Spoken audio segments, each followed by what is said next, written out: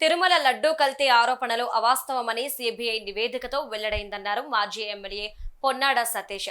కోనసీమ జిల్లా ముమ్మిడివరం కేశవస్వామి ఆలయంలో ఆయన ప్రత్యేక పూజలు నిర్వహించారు.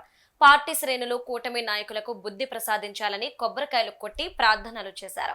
సుప్రీంకోర్టు ఆదేశాల మేరకు విచారణ చేపట్టిన సిబిఐ తన ఛార్జ్ షీట్ లో తిరుమల నెయ్యిలో ఎటువంటి కల్తీ జరగలేదని స్పష్టం చేసిందని పేర్కొన్నారు. జంతువుల కొవ్వు కలిసిందన్న ఆరోపణల్లో వాస్తవం లేదని తేలిపోయిందని అన్నారు. వైసీపీపై బురద చల్లడానికే జగన్ హయాంలో కల్తీ జరిగిందని చంద్రబాబు దుష్ప్రచారం చేశారని ఆరోపించారు సతీష్.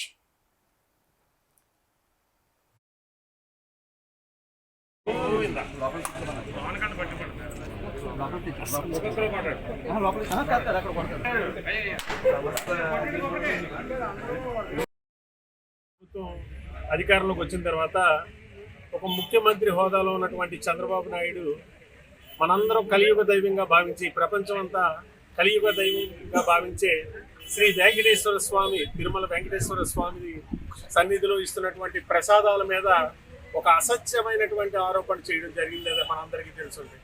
ఎంత దుర్మార్గం అంటే ఆ స్వామి ప్రసాదాన్ని మనం అందరం కూడా ఎంతో భక్తి శ్రద్ధలతో ఆ ప్రసాదాన్ని మనం స్వీకరించే ప్రసాదం మీద జంతువుల కొవ్వు కలిసింది ఆ ప్రసాదంలో అని చెప్పి ఒక దుర్మార్గమైన ఒక ఆరోపణ చేసి ఏదైతే జగన్మోహన్ రెడ్డి గారి ప్రభుత్వ హయాంలో ఈ కల్తీ జరిగిందని చెప్పి ఒక ఆరోపణ చేయడం జరిగింది. ఈరోజు మనందరం వాస్తవాలు కొంత ఆలస్యమైన వాస్తవాలన్నీ కూడా ఈరోజు బయటికి రావడం జరిగింది. ఏదైతే సుప్రీంకోర్టు జోక్యంతో ఏదైతే చంద్రబాబు నాయుడు ఏదైతే ఆరోపణ చేశారో సుప్రీంకోర్టు ఏదైతే జోక్యంతో ఈ ఆరోపణలన్నీ కూడా నిగ్గు తేల్చాలనే ఉద్దేశంతో సిబిఐ విచారణ చేయాలని ఆదేశించడం. ఇవాళ సిబిఐ ఏదైతే దాఖలు చేసినటువంటి ఏదైతే ఛార్జ్ షీట్ ఉందో దాంట్లో ఎక్కడా కూడా నెయ్యిలో ఎక్కడా కూడా కల్తీ జరగలేదు, ఎక్కడా కూడా జంతు మాంసంతో ఏదైతే కొవ్వుతో ఇవాళ ఈ నెయ్యిను కల్తీ చేశారని చెప్పి ఏదైతే ఒక ముఖ్యమంత్రి హోదాలో ఇవాళ చంద్రబాబు నాయుడు చేస్తున్న ఆరోపణ అది అవాస్తవం అని చెప్పి ఇవాళ ఛార్జ్ షీట్లో తేల్చడం జరిగింది. ఇవాళ మన అందరం కూడా ఒకటే ఇవాళ చంద్రబాబు నాయుడిని ప్రశ్నించాలి.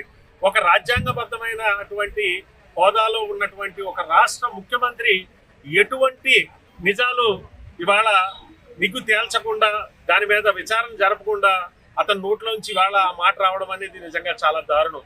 ఇవాళ ప్రభుత్వంలో ఉన్నటువంటి చంద్రబాబు నాయుడు ఖచ్చితంగా ఇవాళ దీనికి సమాధానం చెప్పాలి.